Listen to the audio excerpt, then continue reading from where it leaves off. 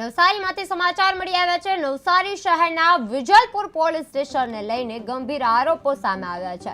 Vijalpur police સ્ટેશનમાં ફરજ બજાવતા એક પોલીસ કર્મચારી સામે તોડબાજીના ગંભીર આક્ષેપો લાગ્યા છે। સાયબર ફ્રોડ કેસમાં પિતા અને પુત્રને ખોટી રીતે ફસાવવાની ધમકી આપી પોણા 3 લાખ રૂપિયાનું તોડફોડ કરવામાં આવ્યું હતું અને એના આરોપ ફરિયાદમાં કરવામાં આવ્યા હતા।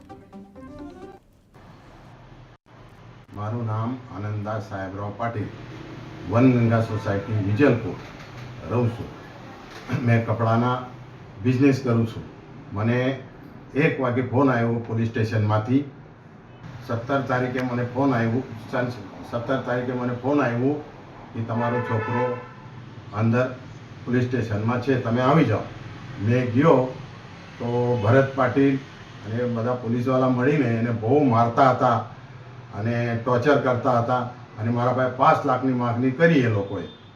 પછી મેં એમને કીધું 5 લાખની માગણી કરી તો મેં એમને કીધું ભરતભાઈને એ લોકોને કે ભાઈ મારા પાસે આટલા પૈસા નહીં મળે। મેહુલને બી કીધું મારા પાસે આટલા પૈસા નહીં મળે। એ લોકોએ 2,75,000માં સોદો કર્યો, તમારો છોકરાને છોડી દેવા, અમે પૈસા એ મેહુલને આપી દો।